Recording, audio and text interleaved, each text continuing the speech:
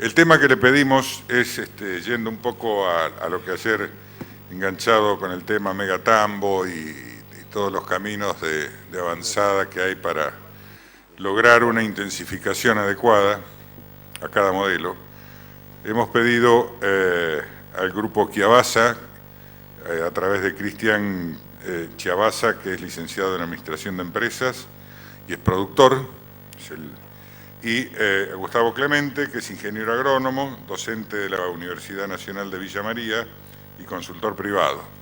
También en el trabajo participó Juan Monge, un compañero de trabajo de Gustavo. Así que le hemos pedido que nos comenten su experiencia con el piso de compost en vacas confinadas y todo lo que de esto deriva. Así que van a tener todo el panorama completo con el empresario y el asesor. Así que después de esto iniciaremos las preguntas. Así que, Cristian. Hola, sí, buenos días. Bueno, antes de arrancar les quería contar una historia que a lo mejor conocen, sobre dos vendedores que mandaron a África a principios del siglo XX para ver la posibilidad de vender zapatos. Y desde ahí cada uno de los vendedores mandaron un telegrama para Londres. El primer vendedor mandó lo siguiente: ninguna posibilidad, stop, no usan zapatos. Y el segundo vendedor, en cambio, mandó el siguiente telegrama: magnífica oportunidad, stop, todavía no tienen zapatos. Cuento esta historia porque es muy similar a lo que pasa en la lechería argentina. Mientras hay un montón de gente que está convencida de que la lechería está en agonía, nosotros creemos que todavía la lechería argentina tiene excelentes oportunidades. Y en la mañana de hoy queríamos, en lugar de hablar de los problemas que está teniendo el sector, gastar ese tiempo para ver qué oportunidades tenemos para seguir mejorando y seguir creciendo. Cuando digo que todavía no se vio nada en la lechería argentina es porque fíjense, en las primeras semanas del mes de septiembre, con algo de 1000 vacas, logramos promedios de prácticamente 38 kilos por vaca en 190 días de leche. Entonces, si bien esto es un tiempo quizás medio reducido, pero habla de que tenemos potencialidad, y si le damos a nuestras vacas el confort que ellas necesitan y el manejo que ellas necesitan, podemos lograr resultados que muchas veces vemos en otros países y hasta hace unos años para nosotros mismos nos parecía inalcanzables. Ahora, construir estos resultados es algo parecido a construir un castillo de cartas. O sea, esto no se logra con una solución mágica. Creemos que esto lleva mucho tiempo, que hay que coordinar un montón de cartas que tienen que estar bien apoyadas, bien ubicadas, para pasar, digamos, de este piso que está acá abajo al piso de arriba, que serían esos 38 kilos, 37 kilos que uno está buscando como desafío. Y si se fijan, todas estas cartas son todas aces, porque son todas iguales de importante. Y no son otra cosa que los conceptos que habitualmente nosotros venimos viendo en estos congresos o sobre los cuales trabajamos habitualmente. Entonces la idea de hoy era no solo hablar de la cama de compost, porque si no sería venir a venderles una solución mágica, y nosotros como empresa no creemos en soluciones mágicas, sino que creemos que hay un montón de aspectos sobre los cuales tenemos que trabajar para lograr buenas producciones y buena eficiencia. Básicamente vamos a hablar fundamentalmente de la parte de lo que es tecnología y cómo usamos la información en nuestro establecimiento. Queremos tocar algo de lo que es sobre el tema de nutrición y forraje y calidad de forrajes, y finalmente sí terminar con la parte de cama de compost, que es un poco el tema principal. Antes de ir digamos, a esos temas, les quería contar la evolución que tuvimos en los últimos 5 años en lo que es litros producidos por mes. Prácticamente duplicamos la producción en 5 años. A nivel de animales, tuvimos animales totales, ¿no? Con recría y vacas totales, un 45% de crecimiento. Aumentamos un 54% el personal en nuestra empresa, y lo que más nos pone orgulloso, digamos, en cierta medida, es que lo hicimos tan solo con un 4% más de hectáreas de campo. Nosotros creemos que el desafío de los productores de alimentos a futuro va a ser justamente eso, es ver cómo podemos producir muchísimo más en nuestros campos para satisfacer el aumento de demanda mundial de alimentos que va a ocurrir. Ahora bien, el desafío en cuanto al tema tecnológico, no es tanto, digamos, la tecnología en sí mismo, sino si somos capaces de, con la información que las tecnologías generar dinero. O sea, y ese dinero pagar la inversión que hacemos en tecnología. Y mientras preparaba la presentación, me acordé de una historia que me contó mi abuelo cuando era chiquito, que tiene que ver un poco con esto con esta filosofía que tenemos en Grupo Chavasa cuanto a la tecnología. Así que les paso un pequeño video que refleja esto.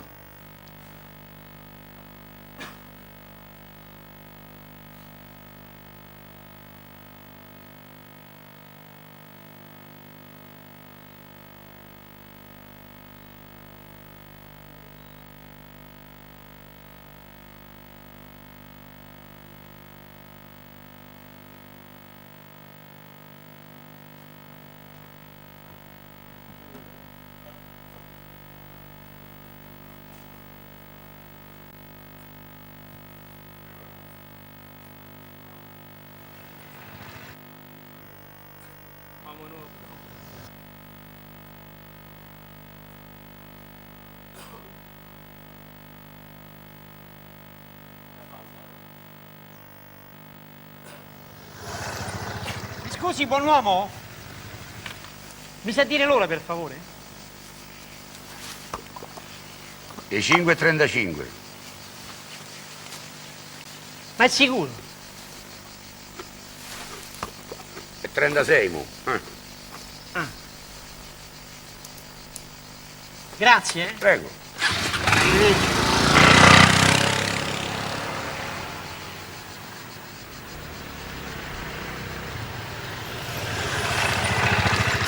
Ha mangiato il ciuchino, eh? E no? Senta, mi sa dire che ore sono adesso? Andrà orta. Le 7:15. Oh, ma sono le 7:15 spaccate. Incredibile. Ma lei come fa a leggere l'ora nelle palle del ciuchino, scusi? Bueno, antes de llegar al final de la historia, que a lo mejor alguno de ustedes conoce, quería, para empezar a despertarnos, hacer una pequeña encuesta, digamos. Entonces la pregunta es cómo sabe la hora el productor. Tenemos la opción A, que tiene que ver con una cuestión de peso, como el programa de televisión. La opción B por un tema de temperatura. La opción C por un tema de color. Y bueno, finalmente, como no puede faltar nunca la opción D en un multiple choice, que es ninguna de las anteriores. Así que bueno, a ver si... ¿Por cuál de las alternativas apuestan? ¿Quién va por la opción A, digamos? ¿Hay alguno de ustedes que cree que tiene que ver con la opción A? ¿Opción B? Allá opción B, señor. Va por la cerveza, ¿eh? Yo voy por la opción C. Y bueno, el resto asumo que va por la opción D. Bueno, ahí va el final. Ma sono le 7:15 spaccate. Incredibile. Ma lei come fa a leggere l'ora nelle palle del ciuchino, scusi? No, io le alzo. Sotto c'è il campanile, vedi? Ya vedi. 7:15. Bueno, ahora viene la parte más difícil, que es explicar qué tiene que ver esto con lo que voy a hablar, ¿no? En realidad, digamos, tiene que ver con nuestra filosofía, porque nosotros creemos que es tan importante la observación humana como la tecnología. O sea, si ustedes ven la historia del productor él tenía la capacidad de observar y saber que si levantaba el testículo del burro, tenía la tecnología por detrás que le iba a dar la información que él necesitaba para responder a sus preguntas. Entonces nosotros, con la tecnología que incorporamos, seguimos la misma lógica en nuestro establecimiento. Y si uno hace una encuesta a 100 productores de cualquier parte del mundo, se va a encontrar con el resultado de la encuesta, va a ser similar a esta acá. Es decir, un 95% de la gente va a argumentar que no puede gerenciar su rodeo si no está encima de sus animales o tiene personal muy calificado que pueda observar sus animales. Va a haber otro 5% que va a defender a muerte que si no tiene tecnología, ya sea identificación electrónica, medición de leche o otras tecnologías que hay en el mercado, no va a poder gerenciar su rodeo. Y nosotros, en cambio, nos gusta en una posición intermedia, que es tan importante nuestra gente y la observación humana como la tecnología. Y para graficar esto con un poco más de detalle, les quería traer dos ejemplos de dos animales que tenemos en nuestro campo. El primer animal es la vaca la 6878, una vaca que tenía una dislocación de abomazo. Como pueden ver en el mundo de la observación, esta vaca tiene signos de debilidad al caminar, tiene un estiércol totalmente líquido, las orejas caídas, los ojos hundidos. Y la pregunta es cómo se ve esto en el mundo de la tecnología. Bueno, básicamente lo primero que vemos es que esa vaca arrancó la semana con 43 litros y medio y sobre el penúltimo día estaba produciendo 13 litros menos de leche. Y el último día fue ordeñada solamente 2 veces porque después fue sacada de corral para tratar. Por otro lado, a nivel de rumia, esa vaca que venía rumiando alrededor de 550 minutos por día, como ustedes pueden ver, cae abruptamente en el momento que empieza con la dislocación. Entonces ahí vemos un caso muy claro de una vaca y cómo son los síntomas físicos y lo que vería una persona con experiencia que ve esa vaca y cómo la tecnología nos ayuda a ver exactamente lo mismo. Otro ejemplo, una vaca en celo. Claramente están los síntomas visuales y que cualquiera que observe esto sabría que es una vaca en celo. En el mundo de la tecnología, esa vaca cae casi 4 litros el día que está en celo, al día siguiente sube nuevamente otros 5 litros. A nivel de la actividad de la rumia, esa vaca el día que entra en celo cae abruptamente su nivel de rumia y sube automáticamente también el nivel de actividad. Se puede ver claramente los ciclos que tuvo ese animal. Y bueno, nuevamente encontramos que lo que uno ve, lo que uno observa, también es lo que la tecnología nos dice. Entonces, la pregunta que yo me hago si estuviera del otro lado, digo, bueno, ¿para qué comprar tecnología si lo que la tecnología me dice también lo puedo observar yo en el campo? Entonces yo le propongo un ejercicio muy simple que es que en la pantalla que viene les voy a poner un montón de información a disposición. Imaginemos que ustedes son los encargados de este tambo y en un ratito vamos a tener una reunión con el dueño y le vamos a tener que informar de las novedades que hay. Entonces esta es la información que tenemos. Tenemos que ver qué podemos o qué novedades hay para decir al dueño.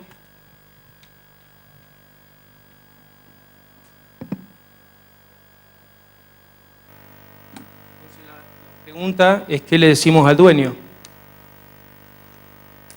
Pero no solamente qué le decimos al dueño, sino además qué es lo importante para decidir y cómo eso que vamos a decidir va a afectar nuestra rentabilidad. Entonces, no sé si alguno vio algo que podamos aportar a la reunión, alguno que quiera comentar algo. Santiago, 3 vacas enfermas, ¿alguno más? 2 van a parir, 15 van a morir, perfecto. La realidad es que muchos de ustedes seguramente encontraron algo ahí, pero seguramente, si yo les pongo esto, la probabilidad de que encontremos todos los mismos 5 problemas o 4 problemas que yo remarco acá, sea mucho más fácil y mucho más rápido. Entonces, en definitiva, la tecnología lo que hace es eso, digamos, es mantenernos enfocados en las cosas que son críticas para nuestro negocio y hace que unifiquemos los criterios y que día a día vayamos siguiendo siempre los mismos objetivos. La realidad es que los resultados no se construyen en reuniones mensuales o trimestrales, sino que hay que ir construyéndolo diariamente y la tecnología en ese sentido nos ayuda de esa manera. A modo de ejemplo, esto sería un tablero control como el que yo mostraba conceptualmente anteriormente. O sea, ustedes pueden ver acá, estas son 7 vacas para inseminar. Si uno abre ese listado, acá en este caso serían vacas enfermas, hay 22 vacas enfermas y no solamente eso, sino uno puede ver vaca por vaca cuál es la vaca que necesita o por qué fue llamada esa vaca como posible vaca enferma. Entonces lo que uno termina haciendo en un rodeo como en el nuestro, por ejemplo, de 1000 vacas, es focalizando la atención solamente en aquellos animales que lo necesitan. Bajamos de una población de 1000, donde tenemos que encontrar esos problemas, a una población de 20 o 30 animales. De esa manera mejoramos la calidad de atención y de esa manera empiezan a mejorar nuestros resultados. Entonces, bueno, pero ¿cuáles son los desafíos a la hora de innovar? Básicamente para nosotros fueron, en primer lugar, hacer ciertas inversiones. Esas inversiones fueron una sala de ordeño y identificación electrónica y medición de leche, poner un monitor en la balanza para medir la cantidad de kilos que consumimos, En el 2011 incorporamos unos collares para medir actividad y rumia, y finalmente en el 2013 los galpones de cama de compost, que va a ser el tema que vamos a hablar finalmente. Y esos desafíos que teníamos cuando innovábamos era básicamente cómo hacíamos para repagar la inversión, y el segundo punto que para nosotros es muy importante, cómo no excluir a nadie de la empresa, es decir, cómo la gente de mayor antigüedad, que a lo mejor no tenía acceso a usar la tecnología, no se sentía que por eso tenía que quedar excluida de la empresa. Y básicamente lo que ocurrió es una simbiosis muy interesante, en donde la gente nueva, profesional o más joven que usaba la tecnología, enseñaba o le brindaba información a la gente con experiencia o más antigüedad en la empresa, y los de más antigüedad transmitían su experiencia para observar o para encontrar problemas que no tenían los más jóvenes. Solo para contarles el tema repago e inversión, nosotros del 2011 al 2013 bajamos el descarte total de animales adultos del 36% al 27%, bajamos la mortandad del 12% al 6%. Estas son las tasas de preñez que tenemos en los últimos 2, 4, 6, 7 ciclos. Les estoy mostrando una parte porque después cuando veamos confort les voy a mostrar el resto, lo que fue el resto del año. Y bueno, eso es lo que quería comentarle con el tema de tecnología, resultados y por qué la tecnología. En el tema de alimentación simplemente queríamos hacer una mención de algunas cosas. Nosotros en marzo del 2012 empezamos a trabajar con Fernando Vargo. El desafío que nos planteábamos era no hacer muchas cosas complejas en funciones de dieta, pero sí ser muy finos en lo que era el manejo de la nutrición, es decir, cómo preparábamos la mezcla, cómo teníamos precisión de carga, cómo lográbamos altos consumos, trabajar en esa línea y muy cerca de nuestros operarios. Simplemente, sin entrar en detalle de la dieta, un mensaje que mantenemos dietas muy consistentes. Nosotros, pase lo que pase, valga lo que valga la leche, mantenemos la dieta. En 2 años usamos siempre esta misma dieta. Sobre el tema de estandarización del proceso, ponemos mucho énfasis en analizar los datos y poner parámetros de manejo con nuestra gente, medir materia seca de los silos para ajustar con agua los silos, y finalmente hacemos medición, por lo menos en los lotes de punta, de consumo real de materia seca. Es decir, todos los días nuestra gente levanta el remanente en los lotes de punta y se los tira a los lotes generalmente de cola, y si fuera demasiado el excedente va para la recría. Fíjense qué interesante, cuando empezamos a trabajar con nuestros racionadores, analizar los datos, nos encontramos que teníamos 23% de coeficiente de variación en nuestras dietas. Entonces el nutricionista con buen criterio me plantea, bueno, si vos vas a darle más o menos 20% a tus vacas, en aquel momento estábamos en 30 litros, asumí que tus vacas pueden dar 36 o 24 litros. Entonces, ¿vos estás conforme como productor? Evidentemente no, y entonces, bueno, tus vacas esperan lo mismo de vos. A partir de ahí hicimos cosas muy simples, nos dimos cuenta que la culpa no siempre la tiene nuestra gente, muchas veces la culpa la tenemos los dueños o los nutricionistas o los asesores que no nos detenemos a evaluar cómo es el proceso de alimentación. A partir de ahí hicimos una premezcla porque le dábamos oportunidad a nuestro operario de tener un suficiente error aceptable en el tiempo que el manipulador descargaba la comida. Entonces, después de hacer eso pasamos a coeficiente de variación del 8%. Otro tema interesante fue lo que les comentaba del tema de la oferta. Fíjense cómo teníamos periodos donde consumíamos muy parejo y había momentos donde nos quedábamos sin comida y reaccionábamos demasiado rápido, le tirábamos muchos kilos y de golpe empezamos con estos rebotes, digamos, de oferta de más, oferta de menos, faltante, sobrante, faltante, sobrante. A partir de ahí pusimos un consumo promedio y valores máximos y mínimos para ofertar. Esto generó lo que ven acá. O sea, fíjense que a partir de esta época más o menos no existen casi puntos que estén por fuera de la desviación que queríamos. Sobre el tema de calidad de forraje, bueno, Gustavo les va a comentar algunas cosas que hicimos y en qué línea estamos trabajando, pero antes de pasarle a él, simplemente explicar que Fernando, nuestro nutricionista, cuando pone en los programas de formulación de dietas forraje de excelente calidad y de mala calidad, encuentra diferencias de 7 a 10 litros. A partir de esto fue donde tomamos el desafío de empezar a ajustar nuestro proceso de ensilado. Bueno, buenos días a todos. Espero que se hayan acostado temprano, ¿no? Y si no, abran los ojos. No, un poco la idea cuando empezamos a trabajar con el Grupo Chavasa era definir cuál era el sistema de almacenamiento que queríamos del principal forraje en cuanto a participación de dieta y tal vez el que tuviera mayor incidencia económica sobre la respuesta de los animales.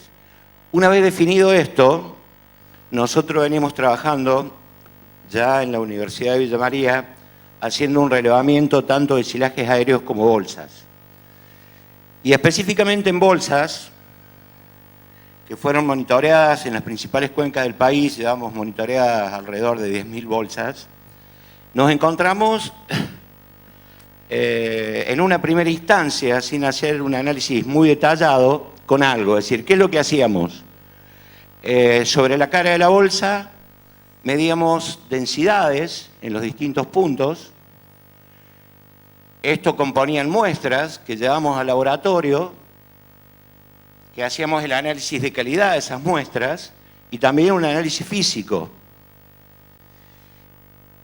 Y los primeros resultados que aparecieron, si ustedes se fijan, cuando analizábamos bolsas de maíz, entre las bolsas de menor calidad y las bolsas de mayor calidad, la principal diferencia que veíamos era en los contenidos de materia seca. Y un poco desmitificando cierto concepto que tenemos en Argentina, que dice que el contratista siempre llega tarde, lo que veíamos es que el contratista siempre llega temprano. ¿Por qué? Porque no teníamos el parámetro a medir, que era el contenido de materia seca, para determinar cuál era el momento óptimo de corte. Una vez establecido esto, si ustedes se fijan, hay casi, entre las bolsas de menor calidad y de mayor calidad, alrededor de 15 puntos de diferencia de materia seca, y después haciendo los análisis estadísticos sobre todos los datos recolectados, veíamos que para la estructura en bolsa, el parámetro de materia seca era el que estaba definiendo la calidad de mi silo. Cuando le planteamos esto a la gente del Grupo Chavasa, nos costó muchísimo convencerlos.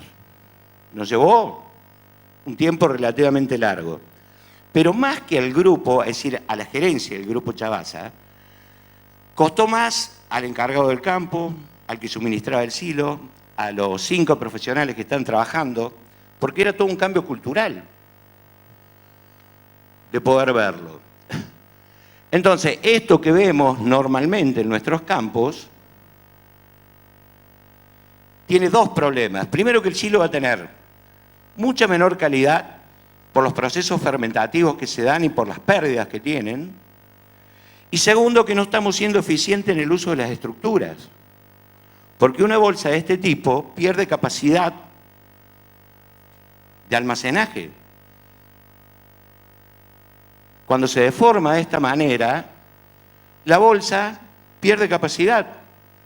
Lo mismo cuando guardamos materiales muy húmedos. Entonces, un sistema muy dependiente del contenido de materia seca. Fíjense que las densidades en bolsas húmedas, que son bajísimas. No superamos los 130 kilos de materia seca por metro cúbico. A cuando trabajamos con valores de materia seca más altas, donde prácticamente duplicamos la capacidad de almacenaje que tiene. Y no solo eso, sino que hay un diferencial de calidad también. Porque el principal aportante de materia seca en este tipo de estructuras es el almidón. Y si yo estoy depositando almidón en mi estructura de almacenaje, le estoy dando calidad a mi silo. Fíjense la relación entre la digestibilidad, que es el parámetro que nos está definiendo la calidad de mi silaje, y el contenido de materia seca. Cómo en la medida que yo aumento el contenido de materia seca, es decir, estoy depositando más almidón en mi estructura, estoy aumentando la calidad de mi silaje. Esto, por supuesto, con maíces que tienen un manejo agronómico de excelencia, por supuesto. No planteemos este mismo caso para un sorgo forrajero, pero sí para la zona de Carlos Pellegrini, donde los maíces potencialmente tienen rendimientos promedio por encima de los 9.000, 10.000 kilos de grano por año. Y esto es lo que le decía, ¿cuál es la correlación entre ese contenido de materia seca? Y es el almidón, es la participación del grano. Porque la espiga es el mayor aportante de materia seca en mi silo. Y no solo que es el mayor aportante de materia seca, sino que es el aportante de la calidad final de mi silo. Entonces, ¿qué es lo que hicimos? Normalmente se venían trabajando con promedios de materia seca del orden del 26%. Una vez planteado este tema, comenzamos a monitorear previamente el picado para optar cuál es el momento óptimo, es decir, ir monitoreando los cultivos para decidirlo y poder ir variando ese contenido de materia seca. ¿Y qué es lo que pasó en el tiempo? Pasamos de 26 al 36 y hoy ¿sobre qué trabajamos? Estos son todas mediciones reales, porque se monitorea previamente el cultivo y se monitorea durante el momento de picado. Se pesa carro por carro, camión por camión. Cada hora y media se monitorea la materia seca. Cada 2 horas, a través del separador de partículas de Penn State, lo que hacemos es monitorear el craqueado del grano, es decir, cómo está partido. ¿Para lograr qué? Estos datos fundamentalmente. Fíjense cuál es el nivel de mayor eficiencia de utilización de la estructura para el sistema en bolsa. Contenidos de materia seca que oscilan entre el 40 y el 45%. ¿Y qué significa eso? Menor costo de almacenamiento, porque utilizamos menos plástico para guardar más cantidad de materia seca. Menor costo de confección, porque hay un costo adicional por acarreo. Mayor calidad de los silajes. ¿Y en qué se convierte fundamentalmente? Fíjense todos los hilos que analizamos en el 2012, 2013, 2014, como la máxima cantidad de materia seca por bolsa de 75 metros se da nuevamente alrededor del 45%. Logramos pasar, de acá partimos del 26%, logramos pasar de 55.000 kilos de materia seca por bolsa a más de 100.000.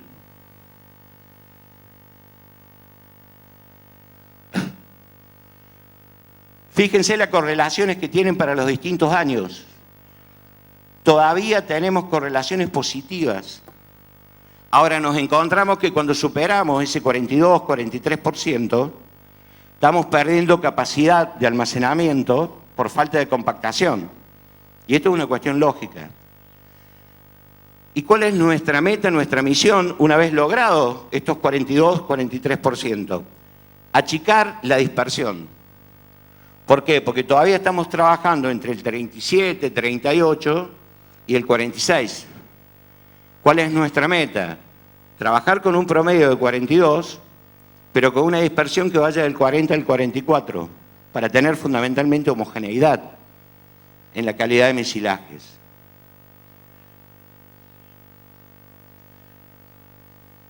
Fíjense cómo a lo largo de los años se fueron modificando estos valores. ¿Y esto qué significó en realidad?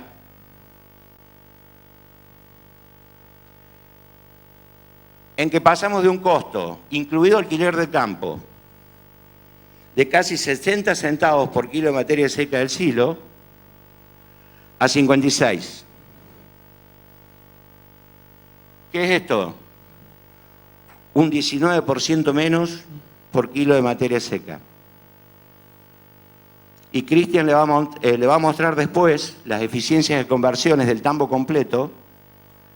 En los rodeos de punta pasaron casi de 1,4 a 1,82 litros por kilo de materia seca, pero el tambo completo pasó de 1,20 a 1,45. Y eso es plata. Y no solo eso, acá han participado mucha gente en el entrenamiento del personal, como el ingeniero Catani, en el entrenamiento del personal, como el ingeniero Prumayer, que nos permitió también pasar de esos silajes húmedos que tienen altos niveles de pérdida, del 18%, es decir, así como todo lo que ingresa al sistema se pesa, también se pesa todo lo que sale. Y pasamos del 18% al 8% en la última campaña. Y este año esperamos bajarlo un punto más. Entonces, tengo un 19% menos de costo por kilo de materia seca y un 10% menos de pérdida. Estamos hablando casi un 30% del costo de alimentación que debe participar seguro en el costo del litro de leche entre el 35 y el 40%. ¿Qué me está significando esto? Que estoy bajando un 12, un 13% el costo por litro de leche. Y eso lo hacemos tranqueras adentro. Es decir, no esperamos apoyo de afuera. Lo podemos hacer. Y este es el principal desafío. Y que viene de todo un trabajo de investigación de mucho tiempo.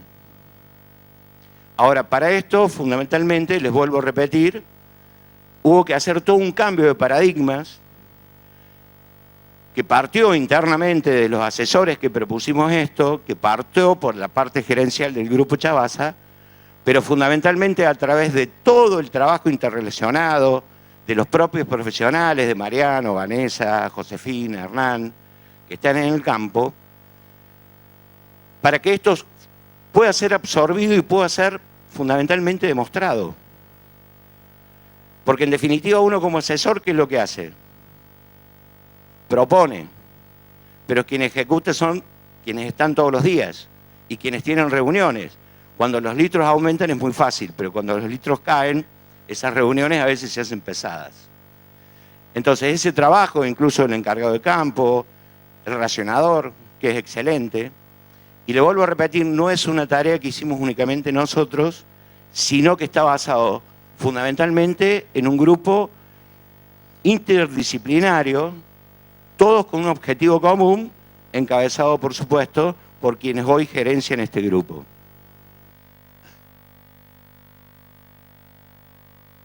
Bueno, y ahí vamos llegando al tema de la cama de compost. Decidimos ponerle este título porque era un poco marketinero, digamos, pero bueno, la realidad es que esto que dice acá, que vacas felices, productores contentos, es real, digamos, ¿no? La primera vez que escuché hablar de bienestar animal hace muchos años pensé que era un argumento más de venta, pero la realidad es que hoy que lo estamos viviendo en carne propia, realmente dar confort a animales creemos que es un buen negocio. Hay un montón de trabajos científicos e investigaciones que están avalando el tema de los cambios climáticos, pero bueno, esta es la prueba empírica más real de que esto está ocurriendo. Y la realidad es que no podemos producir, digamos, más leche como lo hacía nuestra tatarabuela, siendo que nuestra tatarabuela usaba esto y nuestras hermanas están usando esto acá. Es decir, no podemos producir la misma cantidad de leche con el tipo de clima que tenemos ahora, que es muy distinto al que había hace 100 o 200 años. Entonces, bueno, le quería contar un poquito qué es lo que tenemos en el establecimiento. Nosotros desde el año 97 teníamos los animales de punta, fundamentalmente en estos corrales abiertos. Tienen, como ustedes pueden ver en la foto, un callejón de hormigón, piso de hormigón donde la vaca se para a comer, y parte de esos galpones están techados en la línea comedero y algo más. Es un sistema de muy bajo o relativamente baja inversión, pero nos chocábamos con que llegaba el verano, llegaba el otoño, y se nos caía todo el esfuerzo que hacíamos a lo largo de 6-7 meses del año.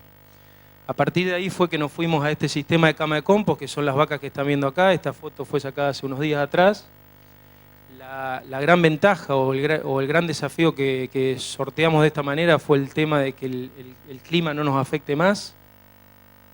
Elegimos ese sistema no solo porque le da bienestar a nuestras vacas, sino que también es un sistema que da bienestar a las personas. Es un sistema de muy bajo nivel de mantenimiento comparativamente con otros sistemas de confinamiento que vimos.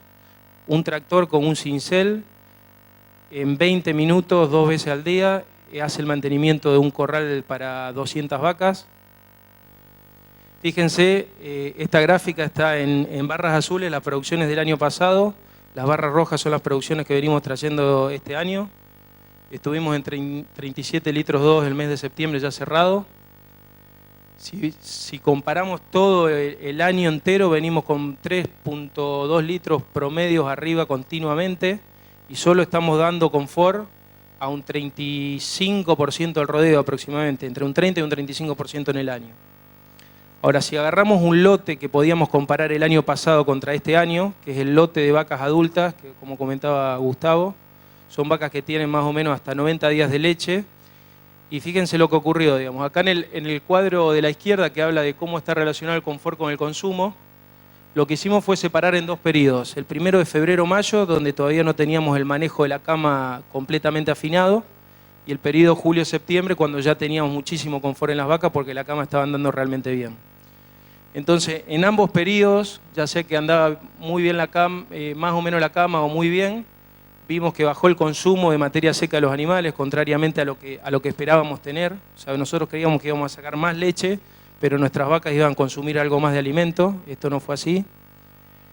Lo fundamental es esto, o sea, subió entre un 21 a 26% según el periodo la cantidad de leche producida, y esto es lo que te transforma tu negocio.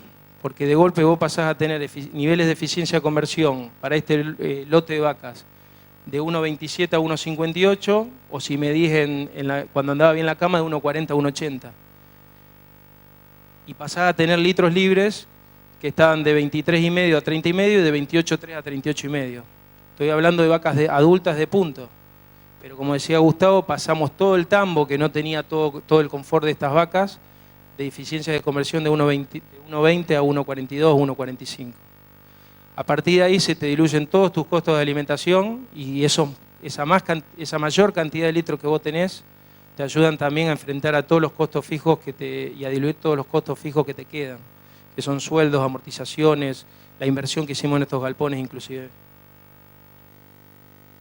Bueno, volvemos a lo de la tasa de preñez, que se acuerdan que le conté una parte de la película nomás. La mejor, por supuesto, ¿no? Pero bueno, la realidad es que le quería traer ahora con bienestar para que veamos esto. O sea, si ustedes se fijan, perdón, me adelanté. En el periodo que veníamos de la primavera del año pasado, veníamos con tasas de preñez del 20%. Llegamos al verano, nos caímos al 10%. Y después agarramos el último periodo, que era lo que le mostré al principio de mi charla, 25%. Ahora la pregunta es, si teníamos los collares que medían actividad, si teníamos buenos inseminadores, buenos toros, que de repente todo eso dejó de andar por 4 o 5 meses. No, la realidad es que nuestras vacas estuvieron en condiciones de confort animal que no eran las mismas en verano que las que tuvieron el resto del año.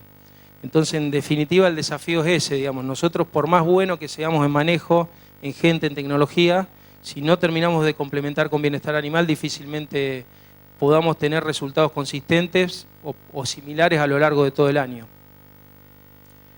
Este es otro gráfico que tiramos el otro día con Martín Paul, con Dairycom. Lo que ven en el gráfico son cantidad de casos semanales, arrancando desde que la vaca pare hasta los 600, 700 días de leche. Y fíjense, bueno, esto es bastante lógico, o sea que las vacas después del periodo posparto tengan más casos de mastitis. Eso va declinándose, pero hay algo muy interesante que se ve acá, que a los 100 días esto se convierte en una curva bimodal y vuelve a haber otro pico, otro rebrote de mastitis y vuelve a caer.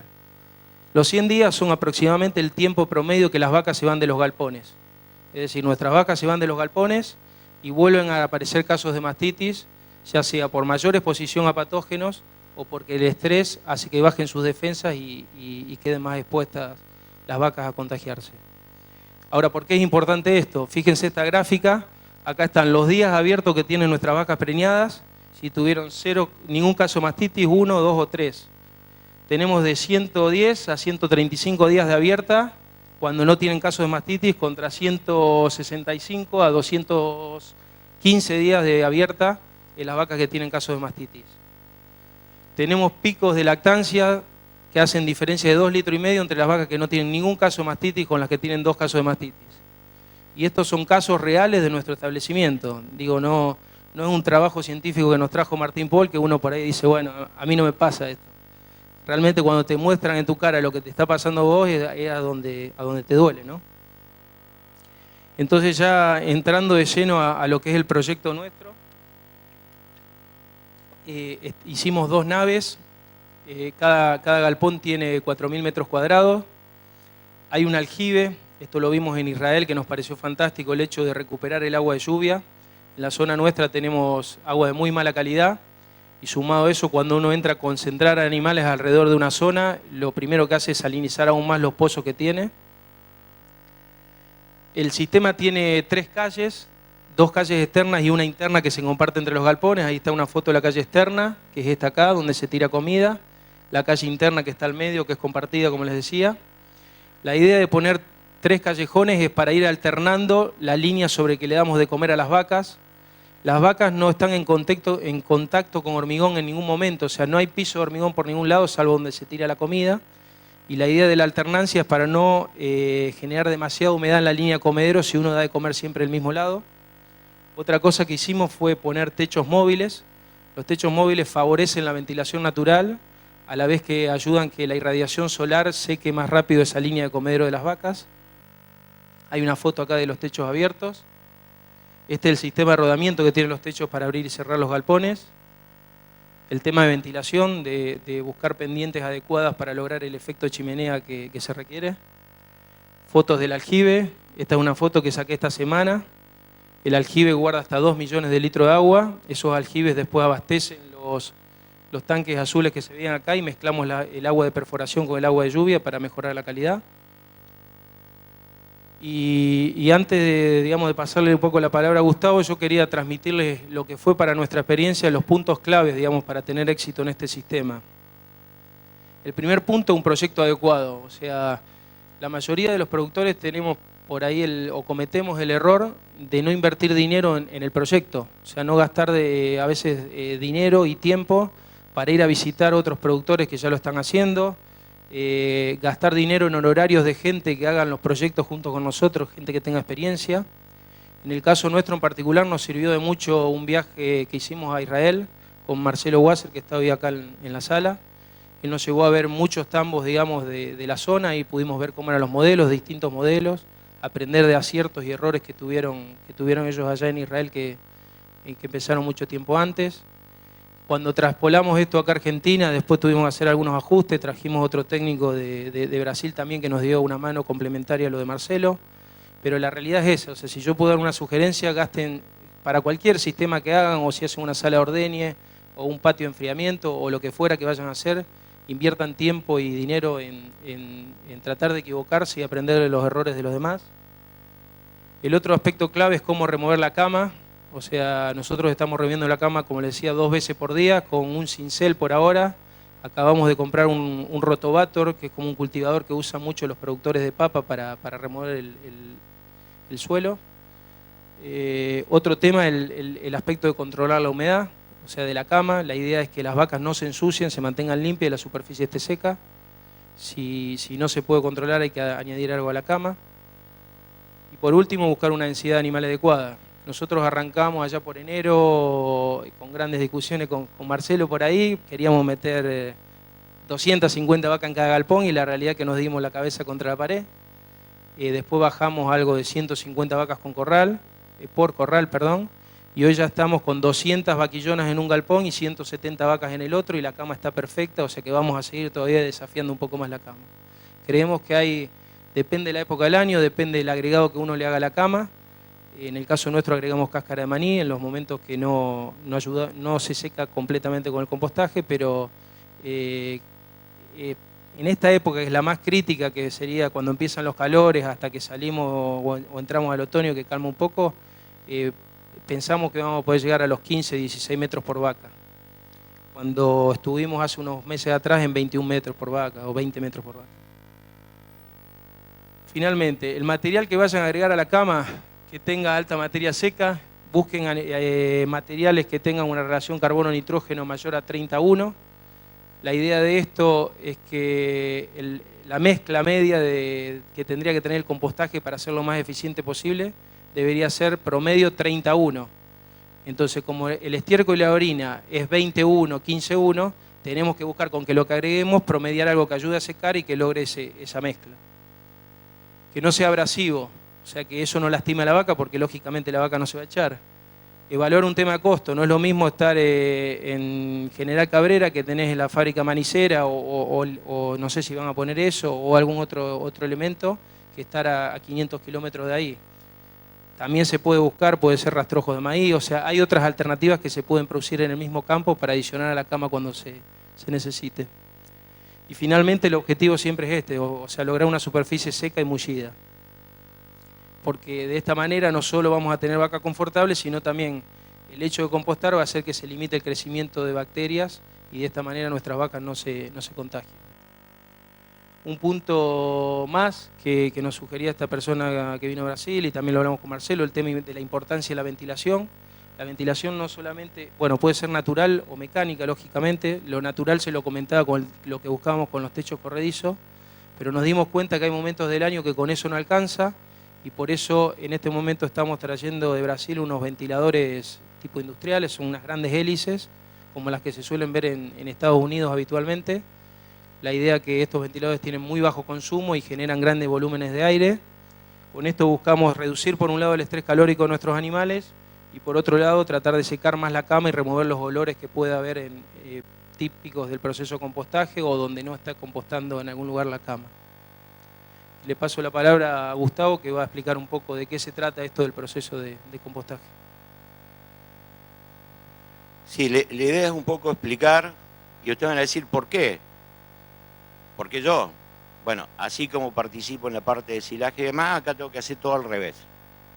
Lo que buscamos en aerobiosis, en el sistema de almacenamiento, acá tenemos que buscar aerobiosis y demás. ¿Por qué? Porque tenemos el aporte fundamentalmente de lo que es las heces y la orina, con esa baja relación de carbono-nitrógeno, y fundamentalmente cuando yo lo deposito sobre la cama me va a definir 3 zonas bien marcadas. Es decir, una zona que es aeróbica, que por eso se le pasa el cincel o el rotoactor. Ahí comienzan a actuar microorganismos, es decir, aeróbicos principalmente, y descomponen esta materia orgánica en óxido nitrógeno, en óxido nitroso, perdón, en metano, en ácido sulfídrico, dióxido de carbono, agua en forma de vapor. ¿Y por qué es tan importante la ventilación? Porque todos son gases y esos tienen que salir del sistema. ¿Y qué es lo que ocurre fundamentalmente cuando hay actividad de estos microorganismos? Si ustedes van a ver, en la parte superficial, arriba, en los primeros 3-4 centímetros, la cama va a estar a temperatura ambiente. Pero por debajo, por la actividad de estos microorganismos, va a haber un aumento de temperatura. Y a donde el oxígeno no llega, va a haber procesos que son fermentativos, que ocurren en el suelo, con formación de ácidos húmicos y demás. Entonces vamos a definir distintas zonas, incluso con una zona de transición. Y esta curva que ven es qué es lo que debe ocurrir. ¿Recuerdan que le dijimos que medimos todos los camiones de silos que entran con calidades y demás y todo lo que sale? Ahora en este proceso de aprendizaje, del cual estamos aprendiendo mucho, repito, de Marcelo Wasser, de Fabio Damasceno que vino, de Israel Flamemont, porque este es un sistema muy nuevo de compostaje donde no hay cemento adentro del establo, digamos. Y realmente estamos aprendiendo y nos han ayudado mucho. Entonces, ¿qué es lo que estamos haciendo? Monitoreando todos los parámetros para saber cómo funciona la cama. ¿Y qué es lo que necesitamos? Que la parte superficial esté a temperatura ambiente para que la vaca se pueda echar. Pero por debajo, que tenga valores de temperatura entre 50 y 60 grados. ¿Por qué? Porque eso me va a dar la energía necesaria para poder evaporar el agua y que la cama esté seca. Si yo tengo un problema que no adopta esa temperatura, la evacuación de agua va a ser muy lenta. Y como la deposición de orina y heces puede llegar a ser alta de acuerdo a la densidad que yo tenga de vacas, me va a estar humedeciendo. Y ahí ya el sistema de compostaje no funciona. Entonces yo necesito ir monitoreando distintos aspectos. ¿Cuáles son principalmente? Lo que es temperatura y humedad. pero también podemos monitorear lo que es el nivel de acidez de la cama, la conductividad eléctrica, para saber cuándo yo tengo que agregar sustrato para secarla y dar el confort a las vacas. ¿Y cuál es el nivel de agresión mecánica para airear esa cama, para realmente oxigenarla y que ocurra el proceso de compostaje? Fíjense, cada vez que yo paso esa herramienta, como hay un aumento de temperatura inmediatamente después de oxigenarlo y después va cayendo por actividad. Y esto es un proceso de equilibrio y es absolutamente dinámico. Entonces, la idea de ir monitoreando es para que ocurran todos estos procesos que en algunos momentos esa cama tome esos 50, 60 grados, que eso me va a dar la energía necesaria para poder, es decir, para que todos los gases vayan a la atmósfera, ayudado con la ventilación, por supuesto, pero fundamentalmente que también se vaya el agua, para que me seque el lugar donde la vaca se va a echar, y de esa manera permanezca limpia. Y no es solo importante la sanidad de la ubre, sino también la sanidad de las patas. Porque cuando ustedes se fijan que la vaca se echa, normalmente lo hace sobre sus patas traseras y la ubre queda depositada sobre las patas, que es una fuente de contagio. Entonces, este proceso, que es muy dinámico, también lo estamos evaluando. Porque ahora se incorpora una nueva herramienta que va a tener una función distinta. Va a trabajar fundamentalmente a nivel superficial, cuando el cincel lo hace a nivel subsuperficial. Tenemos que ver qué cantidad de pasadas de cincel necesitamos asociada a qué cantidad de pasadas del rotobactor. ¿Y eso cómo lo determinamos? Evaluando la materia seca que tiene la cama, la temperatura. Se instalaron una estación meteorológica adentro y una afuera. ¿Para qué? Para saber cuándo abrir y cerrar los techos, es decir, cuando la humedad relativa del galpón adentro es mayor que la humedad relativa ambiente, indudablemente uno abre, porque eso lo equilibra. Cuando es al revés, cuando la humedad relativa ambiente es mayor que adentro del galpón, el techo permanecerá cerrado. Es decir, todo ese monitoreo, que es un proceso realmente de aprendizaje, porque en esto somos... El Grupo Chavasa es un poco pionero, es lo que intentamos tener como herramienta, como tecnología, como medición para tomar las mejores decisiones. Y esto es lo que nos puede pasar. Cuando tenemos la cama muy húmeda, o cuando el sistema de compostaje es muy lento, de acuerdo al aporte.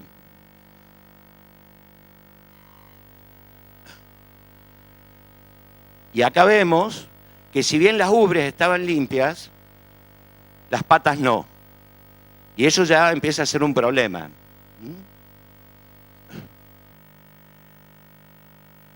Y esto cuando lo tenemos en buenas condiciones. Ahora vuelvo a repetir, la cama no debe estar ni muy húmeda ni muy seca. No debe exceder un determinado rango de temperatura, que ya se los vamos a mostrar específicamente.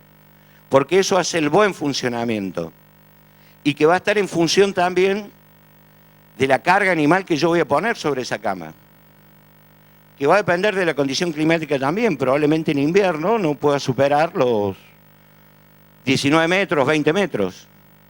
En una vez en verano puedes bajar a 14. Esa es otra dinámica que intentamos descubrirla precisamente a través de todas estas mediciones. Entonces la característica es que el material tiene que estar seco, mullido, sobre una superficie uniforme. Y que la vaca tenga este comportamiento. Son las principales alcahuetas.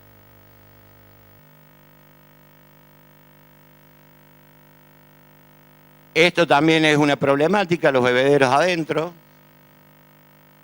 Esto hay que cambiarlos. ¿Por qué? Porque en esta zona, si ustedes se fijan, normalmente está mucho más húmeda, la velocidad de compostaje es menor y está afectando. Esto hay que homogenizarlo con el resto. Y estos son los parámetros que les decía que tiene que mantener un buen sistema de compostaje. y sobre el cual nosotros nos guiamos para saber cómo está funcionando el sistema. Porque ¿qué es lo que buscamos? ¿Qué queremos?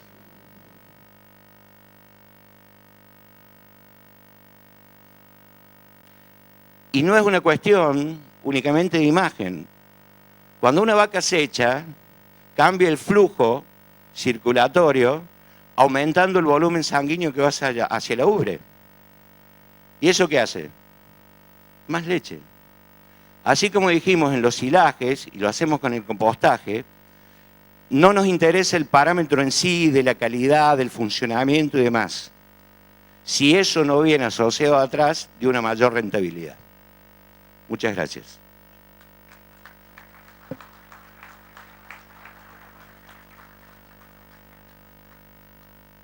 Una sola cosita quería agregar como mensaje final. Cuando arrancamos la charla le contaba la historia de esos dos vendedores.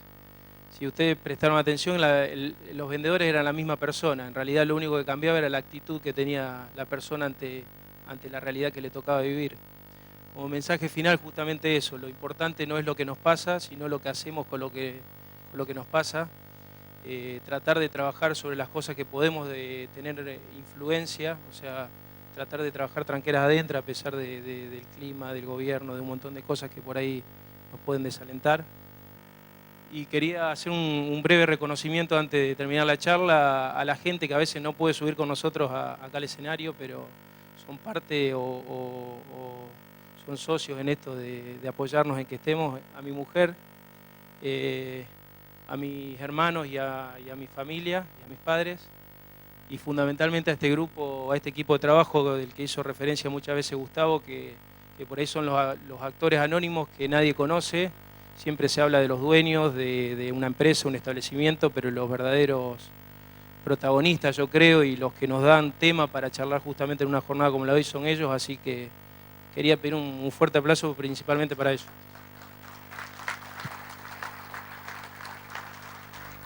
Muchas gracias.